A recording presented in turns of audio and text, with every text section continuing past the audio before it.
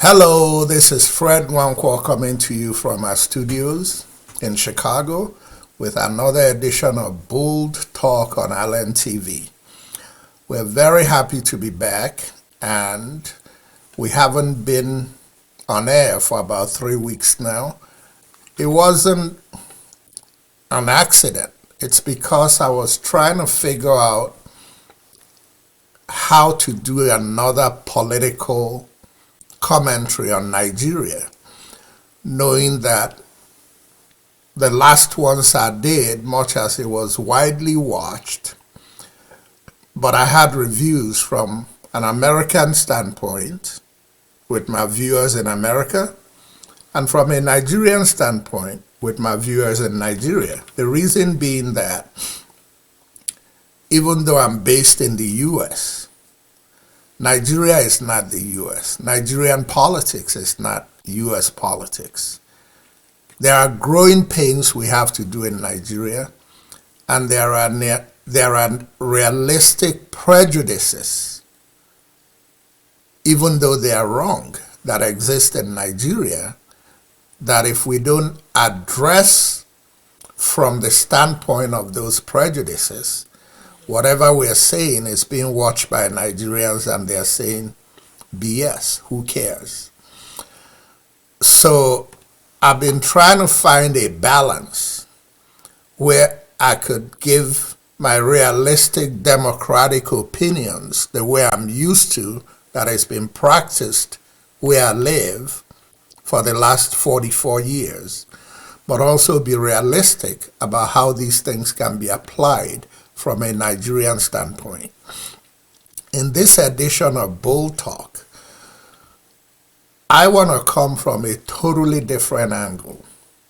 The buzz over the last year has been the president in 2023 must be from the South for Nigerians in the South to be happy.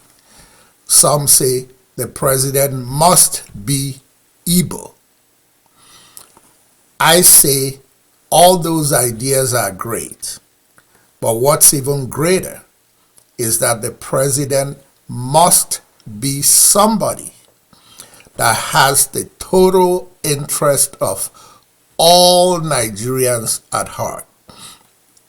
As I look at the different people running for office in 2023, I honestly see across the board a good number of candidates that their antecedents over the last 22 years have shown that they have the total interest of the entire country. And I want to take them one by one. But before I do that, let me also make it clear that just like in 1999, when it was necessary to make Olusegun Obasanjo the next president of Nigeria after what happened to MKO Abiola, I too, not because I'm Igbo, but because I'm a Nigerian that believes in fairness, also believe that in 2023, in the interest of Nigeria and everything that has happened to Igbos in the last 22 years in Nigeria, that it's time for Nigeria to seriously consider making an Igbo person, a qualified Igbo person, not just any Igbo person, not a 419 Igbo person, a good, qualified Igbo person with a national interest should be the next president of Nigeria. And I don't say it because I'm prejudiced. God knows I'm not prejudiced. If I have any prejudice in me, it's an equal prejudice between my Igbo-ness and my affinity for Yorubas, because that's where I grew up. But without prejudice, people know me for my affinity for Nigerianness, the one Nigerianness. That's what drives me. So on that note, what I'm saying is my prejudice for 2023 is simple. My preferred candidate in 2023 is Peter Obi. Peter Obi is my candidate, not because I'm Igbo, not because he's Igbo, but because his antecedents over the last 20 years that he's been involved in politics demonstrates to everybody that this man is honest about what he wants to do for Nigeria, not what he wants to do for Igbo people. As a matter of fact, Peter Obi may not know this, but it's not important. But in 2003, when Nyanwodo was running for president, an entourage went to Asaba that included myself, Peter Obi, and about 25 other people, which included, of course, Nyanwodo. The mission was to go to Asaba to seek the support of Igbos in Delta to work with Peter Obi towards the to work with Nyanwodo towards the presidency of Nigeria. I bring this up because on that trip, Peter Obi was actually nobody. He hadn't been aligned with APGA yet. He had not picked up any endorsement from any party to be their nominee, and he felt that Nyanwodo's team could help him get picked up by one of the major parties to run as their flag bearer for governor of Anambra State to replace Mbadinuju. Peter Obi at the time was an unknown. He was actually very non-vocal on that trip, but very attentive. And even on that trip, you could have seen that there was something special about this young man, and that he's not a man that assumes a lot. He's a man that thinks things through and is very meticulous in the way he goes about making decisions. And I was observing him. He was very quiet. He was really a no-name, but you could tell that he was observing everything. And you could tell that this young man was a man who had a way of being meticulous every step of every decision he makes. And it's from those observations and what he did in Anambra State and the stories he's telling on this campaign trail that I say that if there needs to be an Igbo candidate that I think the entire country can embrace, that candidate is Peter Obi. Now, if all fails and it doesn't go by that formula, I want you to look at the different things I have in place and the different criteria that I have in place for the next president of Nigeria and the attributes and level of cooperation that that person must have to work in the best interest of Nigeria and reduce the penchant for agitations and kidnapping and killings and unhappiness across the country. Let's listen and see what my ideas are. I think you'll like it. Now, in this next segment, I want you to watch just a short clipping of Peter Obi's ideas about what's wrong with Nigeria and what needs to be done. The problem of Nigeria is leadership. That is clearly, everybody knows. I've said it that what we are going through today is cumulative effect of leadership failure over the years.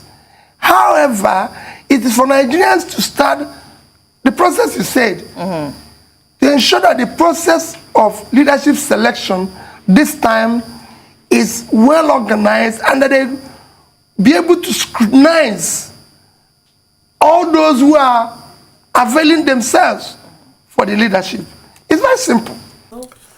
And now, watch this segment about Vice President Osinbajo and his ideas about the new tribe.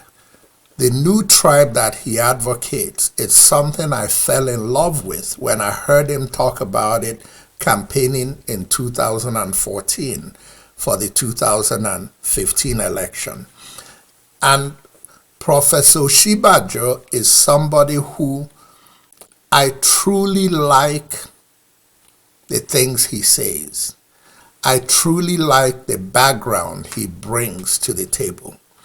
I truly, honestly believe that Professor Osinbajo is a good person, but I'll be naive and remiss if I don't caution him so that he really incorporates this into his campaign to explain to Nigerians how could a man so good, how could a man of God, how could a man that is highly educated, and we know that he really has the interest of Nigeria at heart, how could he have stayed so quiet the last 7 years, going on 8 years, and see all the atrocities that the policies of this present administration has reigned on the entire country, not just one segment, even on fellow Fulanis and Hausas. These need to be explained. But let's pay close attention to his idea about a new tribe. Our theme this time is our common bond, our commonwealth. Focuses on peace, and we focus on peace building and national cohesion. We intend to interrogate from a national and regional perspective innovative strategies for sustaining peace and prosperity in a heterogeneous society. We believe that we now have an opportunity to increase the numbers of a new tribe of Nigerians, a tribe of men and women of all faiths, tribes, and ethnicities, committed to run a country on high values of integrity, hard work, justice, and love of country. A tribe of men and women who are prepared to make the sacrifices and self-constraints that are crucial to building a strong society. The next segment I want to show you is a quick, short segment on somebody that I must tell you I like a lot. I liked him in 2015. I liked him as President Obasanjo's vice president. I like his reach across the country. Abubakar Atiku is one person, one Fulani man, and I know that there are several Fulanis like him, who I really trust his ability to want to unite Nigerians, his ability to want Nigerians to work together. Many may say, yes, he's done this, he's done this. No, there is no Nigerian, there is no candidate in this election that doesn't have something you could say about them. But we need to look at the whole man. Listen to this segment about his appeal at a PDP gathering seeking the nomination of the party to be the next president of Nigeria. Please join me in building bridges across this country.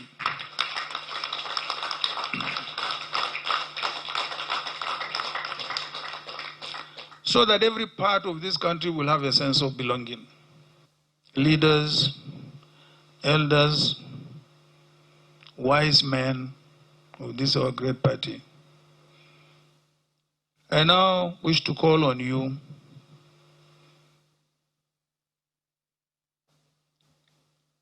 to please give me another opportunity to advance all these ideals of our party, very beautiful ideals, so that we can further consolidate democracy, unity, and development of our country. Okay, the next one is Mazi Sam Ohuabunwa. Mazi Ohuabunwa doesn't need any introduction in Nigeria. He brings a lot of management skill to the table. But more importantly, he's a Nigerian that anybody can say they trust his judgment, they trust his antecedents, and he brings a lot of knowledge and calm to the table. What I really like about Mazi Samu Ohuabunwa, the soundbite you hear from him, is that he talks from the standpoint that there's no perfection. You have to work on these things to build the Nigeria you want. These are the kind of people we need. This is the kind of person that doesn't come in there to say, this person is a thief, this person is a rogue, this tribe is terrible. No. We've all gone wrong. Let's come together and understand that we've all made mistakes. How do we go forward from here? Listen to Mazi Samu Ohuabunwa. There's no perfect structure. There's no perfect composition. Every system improves. Every structure has to go through some reviews. Even the law of entropy can cause dissonance in any structure, no matter how perfect it is. And the human nature is to keep to improve your situation. So what we're saying is that the current Nigerian structure seems to inhibit our ability to optimize the opportunities available to the people of Nigeria at the subnational levels. Everybody is forced to look onto one person, the president of the Federal Republic. The local governments are doing nothing. Our state governments are neither here nor there. And the federal government tries to do one, primary health. It comes to do tertiary health. It tries to do primary education. There's confusion. We should rearrange this in a manner that would deliver what we need. Deliver primary health care. If it is to be funded by local government, fund the local government properly. Make sure that the revenue allocation is enough for them to do that. If federal government has to do tertiary education or tertiary health care, that is what they are funded for.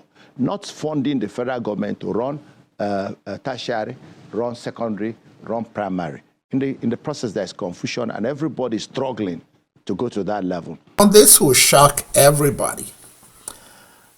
I've written an open letter to him. I really don't know how to introduce this. But if anybody is riding off the Jagaban, Asiwaju Bola Tinubu in this next election, you're fooling yourself.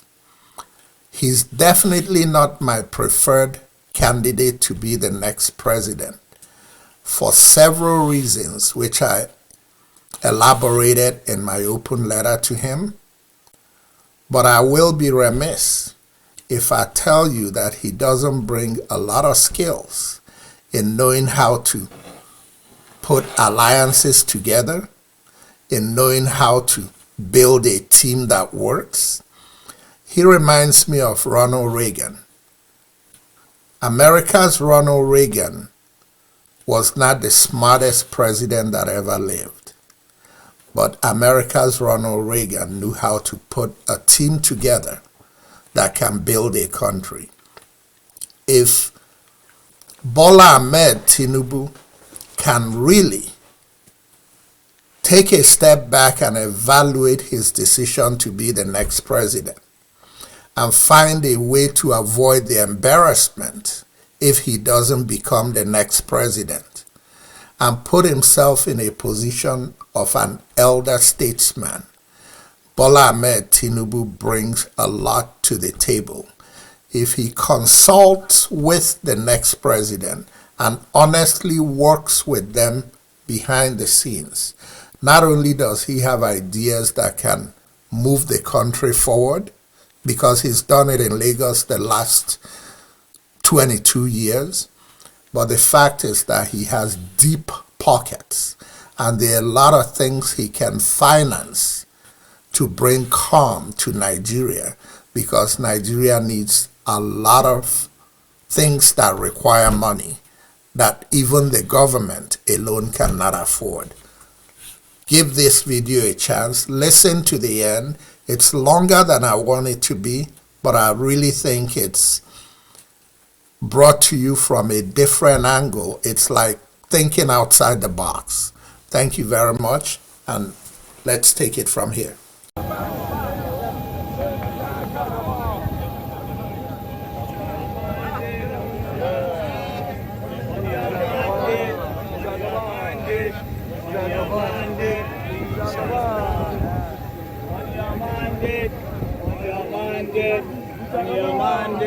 We shall stand.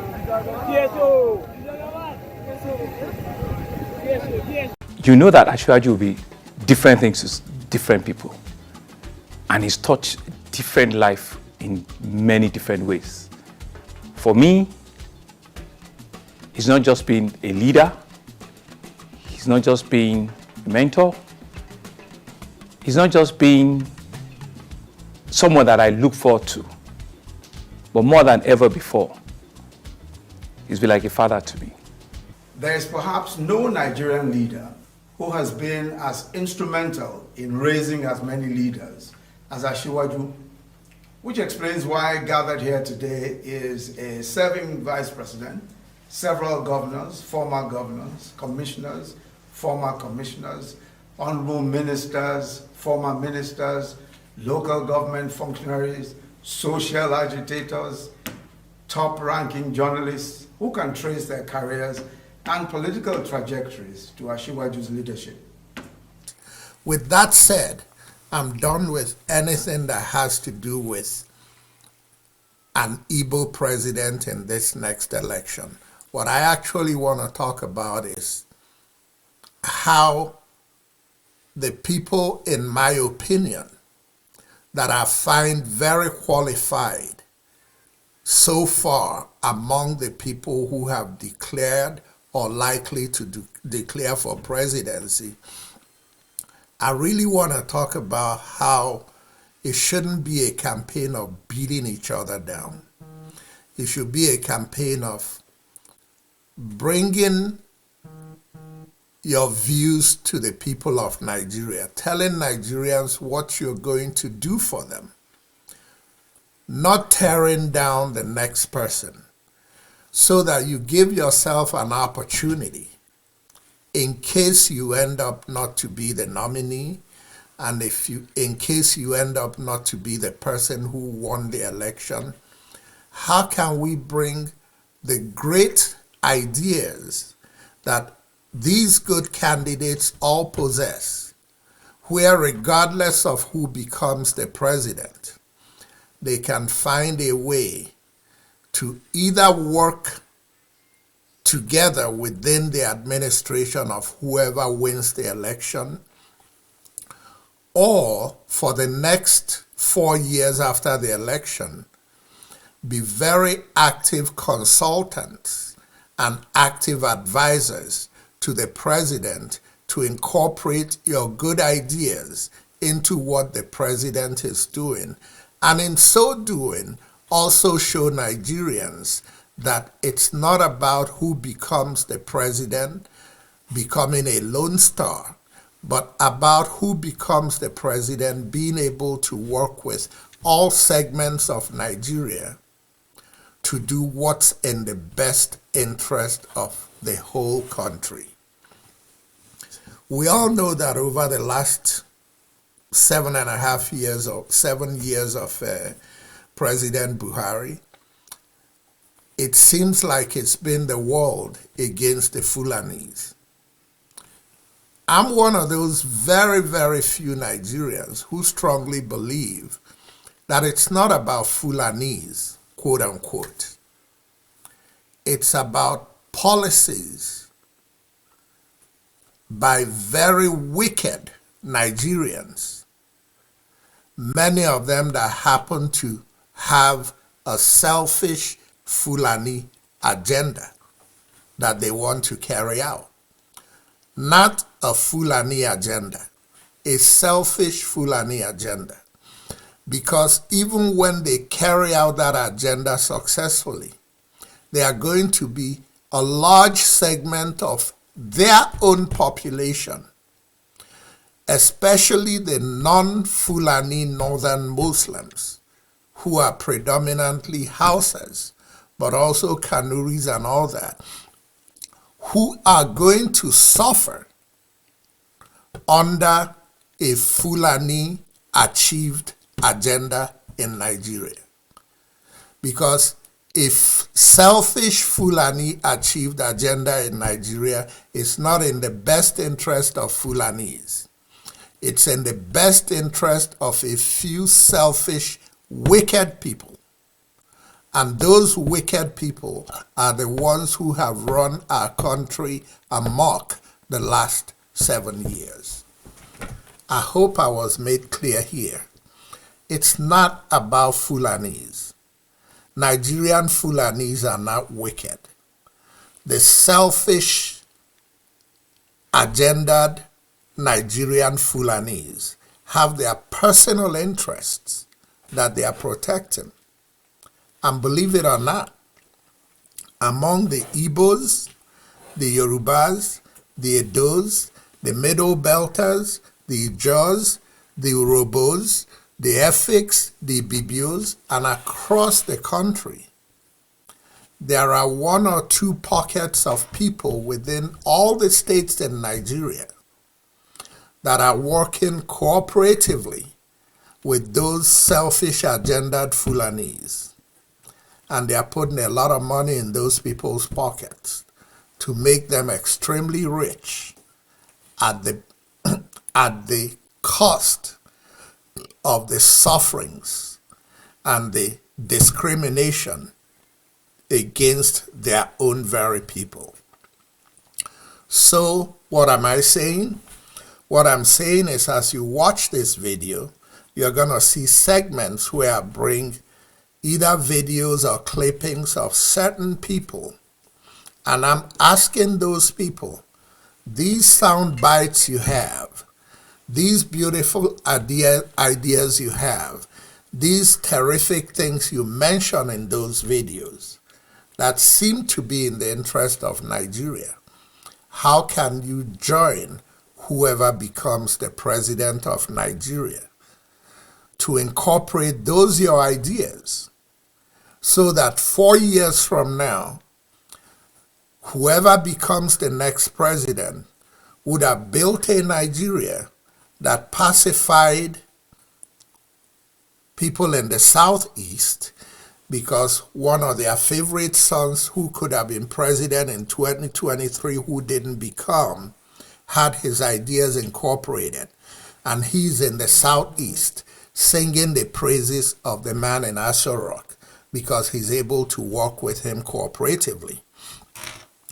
A man in the west, the southwest, is able to work cooperatively with whoever becomes the president, and his ideas as it concerns the southwest is incorporated into what the president is going to be, so that 4 years from now, people in the southwest can see that this next president worked in the interest of their region while working in the national interest. The same applies to the Fulani man who may not become elected but has an inside in Aso Rock with whoever becomes president, and makes sure that the Fulani ideas, not the selfish agendaed Fulani ideas, but the Fulani ideas that are in the best interest of Fulanis and in the best interest of Nigerians, are incorporated into what goes on the next 4 years. And the same thing applies to every region, so that when we are done, 4 years from now, we're having an election where Nigerians are starting to see that it's not about an Igbo president. It's not about a Yoruba president. It's not about a Fulani president, an Edo president, an Ibibio president. It's not about that. It's about a good Nigerian that wants to work in the best interest of Nigerian. Nigeria so that all Nigerians can benefit and all sectors of the Nigerian economy and social life can benefit, so that Nigerians can gradually start getting away from this idea that if it's not my man there, I'm not going to benefit. It doesn't have to be a Yoruba president.